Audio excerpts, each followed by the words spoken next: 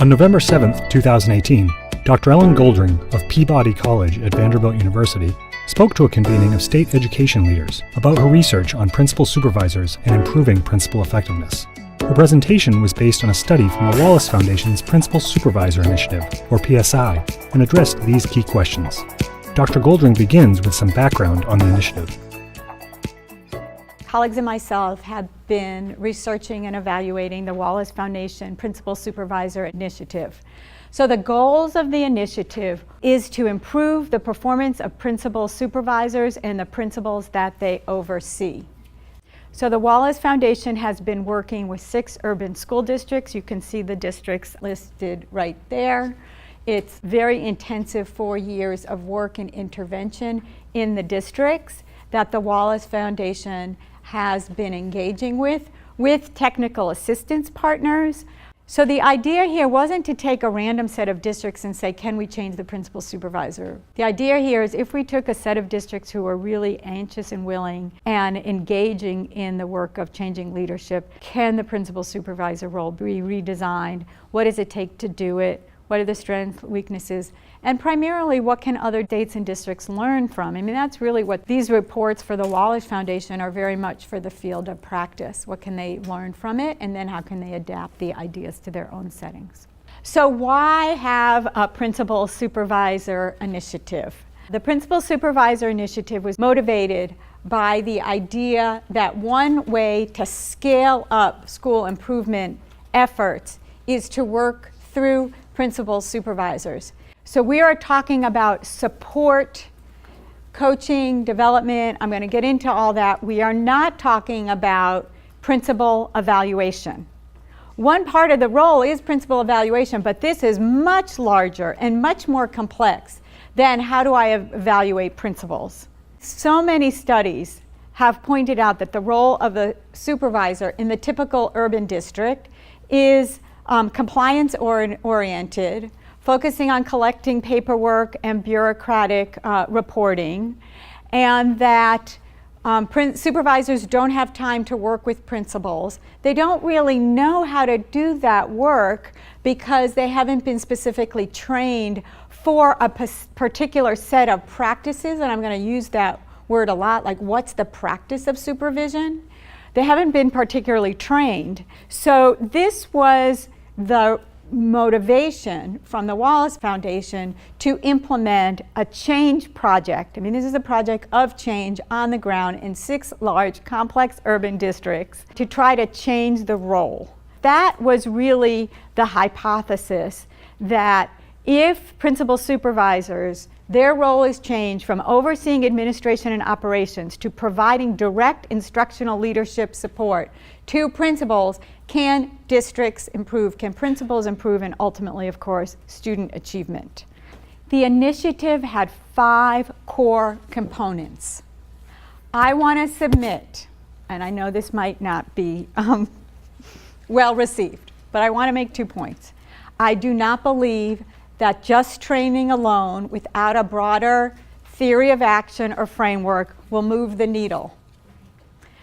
Believe me, I'm at a university. We obviously care deeply and think a lot about and believe in education, training, workshops, all that. If all at the end of the day we did around principal supervision is get people together for workshops and training, I don't think that's enough. Point number 1. Point number 2, if all we do is adopt standards, and we have that, Wallace had that, revising supervisor job descriptions, which is really adopting standards, we will not make a change. So Wallace collaborated with these 6 districts to implement 5 very distinct changes, and this was their theory of action. So what I'm going to do is go through each one of these, what it is and what we found. Now, I am not saying that these are the only 5. Absolutely not. But I think if we know anything about change and change theory is you can't just change one part of a system. You have to think holistically and integratively about what are the components that will work against a particular part of a change that in essence could create maximum failure rather than success. When I was interviewed for Ed Week in the newspaper for this, I said, to me, this is a super good news story. It's so hopeful to me. So just to give you a quick preview of the main findings, we can see here from our research in the first 3 years that all districts reduced the span of control. They all created strong principal networks. They all had dedicated training and apprenticeship programs for supervisors. This was the first time in many of the districts, and the data are in the report. I think 80% of the supervisors across all districts said it's the first time that they had, and I'm quoting, unique and dedicated training to their role as a supervisor. Districts have changed the day-to-day practices of supervisors in their work. We have surveys across time, and I'll show you data about that. What they are doing in their school visits, in a number of visits, what they're spending their time on has totally shifted. And we're going to talk about walkthroughs and feedback and coaching, because those are the practices, and you can ask more about that from Leadership Academy. And central office change was pretty remarkable. What happened, and what I think is so powerful about this model, is this notion of an ongoing relationship and real work happening. And that's the role change. So it's not dropping in, it's not just no agenda, it's not just, well, show me around. That's a meet and greet. This is a very different type of relationship. All the districts started with revising the job description. This created the internal vision of change for what and why change. And really this reoriented the expectation for supervisors' work to focus on instructional leadership in schools, reducing the span of control. So as I said, the logic here is you cannot effectively supervise people if you cannot actually interact with them and you cannot go to their place of work. I mean, it just cannot be done. Most of the districts reduced their span of control. They had to do this work. It was also a requirement of the grant. For some districts, this was a heavy lift. It was a heavy lift to answer the question of politicians and board members and parents who say all resources have to go into the classroom. And here we have a counter-cultural argument going upstream from that. Here we have, for the first time, a national organization, Wallace and others, CSSO and others, advocating for putting resources back into central office. Now that's pretty extraordinary when you think about it in this given age, where resources are so scarce, and for so long people have been talking about the bloated central office. In the districts that had stable leadership, like from the beginning, and there's still stable leadership now, I would say that they very clearly communicated and got all their constituents on board. Number one, we have a role in the district that we're not utilizing efficiently and effectively. So these superintendents really projected a vision of how do we meet the needs of all students and leaders through a system-wide, consistent approach to providing the type of support that over time actually will be a more efficient and effective use of resources. So districts did a few things. Some hired new supervisors to get their span down, and I'll show you the numbers in a minute. Other supervisors had multiple positions, multiple responsibilities. We call them hybrid. So I'm responsible for technology and I'm a supervisor, right? I'm responsible for student support, or in the Office of Student Support, and I'm a supervisor. They did not hire new people, but they focused a person's role only on supervision and reduced hybrid roles. And they also changed out assignments and allocations. Here you see the reduction in the span. So the Wallace Foundation determined through their literature review of best practices in industries other than education that what they thought a target number should be 12. Do we know if that's the right number? I don't think anybody really knows. The reason I'm saying that is even in these districts there's a range. Not every supervisor has the exact same number, right? There's a range, there's an average, and then there's a range. So even within a district, I may have 19 and you may have 11. So we can look at what the variation of that does for principal performance and principal support. Again, whether you're a small district with 10 principals or a large district, with 60 principals, everyone needs support and development and coaching. What emerged because the supervisor span of control was reduced, and what I think is so important, is conversations about how to develop principal networks. How are principals assigned to and allocated to principals? So before the initiative, this was also just like a haphazard thing. There was an elementary supervisor, there was a high school supervisor, there was a middle school supervisor, and I had all the high schools. And so, if there were a lot, I had a lot. If there were too many elementary schools, we did quadrants. In Broward, the supervisors were spending half their time in a car. Totally. Dead time, driving from one school to the other. So in the report, we talk a lot about how the districts came together to really think about what does it mean to be in a principal network. And I know some of you are in turnaround schools, and you can see that some of the districts had networks that were low-performing school networks. This was debated. Principals said, I want to learn from other schools, not all just like me. And others felt like it's really helpful to have the support of schools that are facing similar circumstances. Again, I don't have the right and wrong answer. The thing is that through the initiative, these were very deliberative conversations. And the reason this is so important is that the networks developed into principal learning communities. So the support of supervisors was one-on-one through school visits, but a lot of the support were in group meetings and subgroup meetings. And so that those meetings of how the principals were networked and then how supervisors further developed into subgroups is a really important part of how the work got done. A big part of the initiative is now we have our supervisors, we have more of them. What is the work?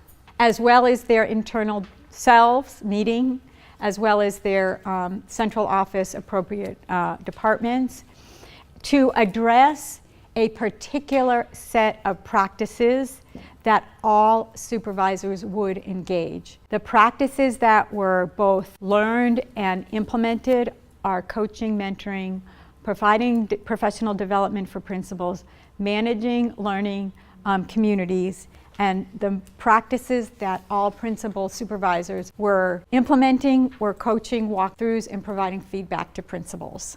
But I think what is most remarkable is that principal supervisors would have what we would call lab days, where supervisors would go with each other to a principal school where that supervisor was conducting a visit, and they would co-observe him or her engaging with the principal, coaching, providing feedback, and then they would debrief how that went and what happened, and then the principal would also reflect on what he or she gathered. Here are some of the examples of the trainings that they received. The most powerful, of course, were the job embedded. Supervisors were coached on how to coach. They were observed, giving feedback, etc. Much aligned with clinical supervision kind of approach. The supervisor visits are not, as I said, meet and greet. There's a lot of in and out of classrooms. There's a lot of calibrating with principals around what is the district's definition rubric around high quality instruction, and how do principals use their observation and their data to provide feedback to teachers. Supervisors look at that, they look at school data, they could go and help a principal plan an agenda for a data meeting, they could watch and observe a principal holding teachers meetings. I mean, it's in the work. It's really in the work. Early on in the initiative, in about year one especially, the district swung the pendulum way too far. And it was like, oh, we should 90-100% be in schools and only focus on instructional leadership. And then, of course, what happened is, obviously, if your building's burning down, you can't talk about instructional leadership, right? And there are real needs that principals need to talk to their supervisors about things that happen, a parent complaint that's not instructionally related, about, sports. There are just a lot of other things. So the districts really kind of recalibrated And I think a message is, yes, we want them to work on instructional leadership, but like, don't forget the rest of the world, because it's a context, and all of these things are happening in schools. As I said before, their main impact and work with principals is through walkthroughs, feedback, and coaching. These were the things that they were trained on, and these are the things that districts have developed sets of tools and resources. So what's the coaching model that we're using in a district? What's our approach to providing feedback to principals?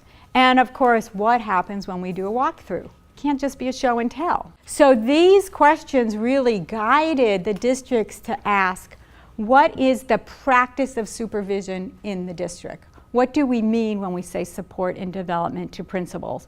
And then, of course, cutting through this are the indicators of the principal evaluation that I'll mention in a few minutes. I am going to talk about central office because I think it's really important.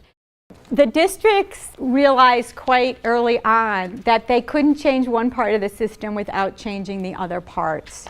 And it was really crucial to change central office culture and structures at the same time. So they had to start embarking on a process of really asking, where could some of the roles and responsibilities that supervisors used to do sit within the district? So who could absorb those things? And the districts came up with incredibly creative and different solutions. They started really looking and said, well, wait a minute, why does this person have 5 people reporting to them? And what do those 5 people really need to do anyway? And can we better align expertise and departments in rethinking if central office is organized to support schools rather than organized in the departments that they've always been organized in. One of the things that Broward County did right away in the first year is they had the current supervisors fill out a circle about what they were spending their time on. Everyone got a blank piece of paper with a circle, and they said, reflect on last year, how you spend your time. The thing that was taking most time from all the principal supervisors in Broward was parent complaints. Everything from the bus to the teacher. I'm not talking about, I mean, we know a lot of parent issues are very serious and important, and I'm not belittling that in any way. But when they probed about it, they weren't really even principal related. So what Broward did is they have a new Office of Service Quality, and all parent complaints or questions or issues go directly to the Office of Service Quality. Full disclosure, I don't think they hired new staff to do this. I think they reallocated roles and responsibilities within Broward to man this office. Cleveland, for example, had this idea of barrier breakers who principals contacted directly for logistical issues in the district. So for example, a box of textbooks didn't arrive on time. Usually you would, in an urban district, you call your supervisor. So again, this started clearing the plates of supervisors. So how do we then shift the supports so that central office kind of gets to know what supervisors know about the needs of the schools? And so we saw kind of 2 general structures emerge. One we call the support team structure, and here we see that supervisors are assigned dedicated representatives from other departments who meet regularly with them to learn about the needs of their schools and their principals. Supervisors meet with a dedicated representative from Human Resources, Special Ed, Curriculum Instruction, ELL, the other departments. They meet together to learn about what are the needs that the 13 or so schools that the supervisor is overseeing. So the supervisor becomes the link between the schools and the central office. And the central office doesn't have the same person necessarily in the department be the link to the same supervisor, right? So that work is also distributed. So it's not like my job is working with 13 supervisors. I may be liaising with 2 because I got my other work. You may be liaising with another 2. But now I have particular individuals who meet with me regularly, attend my principals' networks meeting. They come to me. So when I'm doing a PLC meeting And after visiting 13 principals, we see that we still have an issue with RTI. Then special ed can come and work with all my principals in my network. And I have a relationship with that person. So the central office is to respond to the needs of the principals as articulated through the supervisors. And then the resources can be deployed directly to the principals because that relationship has been established. And it's a stable relationship. I'm not calling someone different in a central office each time. The other one we called liaisons. So here it's a little different. Each supervisor is assigned to be a liaison to a particular department.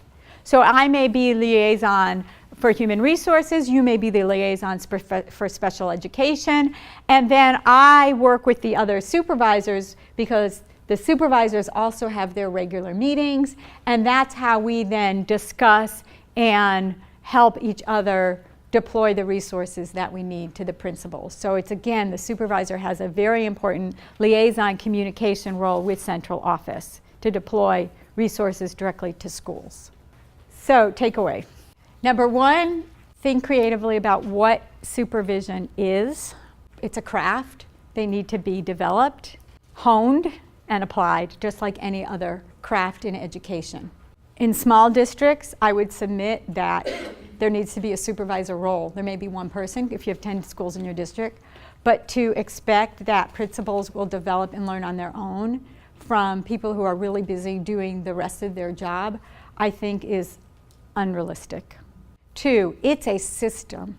You cannot just train a person to do a role and not change anything else in the system, including the superintendent's views of this role, how they interact with other people. Are there, like in many of these districts, I didn't even talk about it because I don't have time, there are coaches, there are principal coaches, and there are principal mentors. I mean, these are large urban districts, right? So there's Title I funds, and there's one district that has started a turnaround project with the University of Virginia. There's a lot of people. So how all of this gets coordinated is really, really important. I think it's really a lesson in how to think about urban district change that's coherent, theory of action, but focused. If we change everything, we've changed nothing. And here is an example of changing one thing, one role that most, especially urban districts, but that most districts have. In every district, there is someone that is on paper responsible for supervising and evaluating their principals. The question is, what are they doing? So it's not easy, but I think it's a positive set of examples about the power of the supervisor role. I do think it is what we call the coalition of the willing. I think it is about districts who are calling you up and saying, we want help in improving our leaders. And then I would come and begin working with them and develop a set of commitments about what we are a group going to do together. We're going to follow the same 5 key steps, whatever they are. We're going to put together a timeline about them and go through a very systematic change process and take an inventory first of what the roles of the supervisors currently are. So it's change to what? That's always the question I ask. That has to be database. Where are we now? Change to what? And then really begin a step-by-step process, thinking through the components. They don't have to be these 5.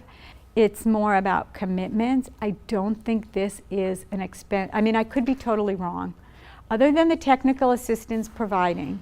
But I think that's where your Title II ESSA money comes in, totally. It's a lot more about internal capacity to say we are committed to making this change and leading through the difficulties in a very collegial, supportive way. Dr. Goldring frames several guiding questions for state and district leaders to consider. It would be really helpful to really wrestle with the 2 big questions about what's the state role and thinking about principal supervision as an important lever for continuing to support and develop effective leaders. And I want to make a really strong case that this is a resource that exists and that we should be thinking differently about it. And also, how do we think about principal supervision in large, small, multiple types of context. And then what's the relationship, obviously, between states and districts to get this work done.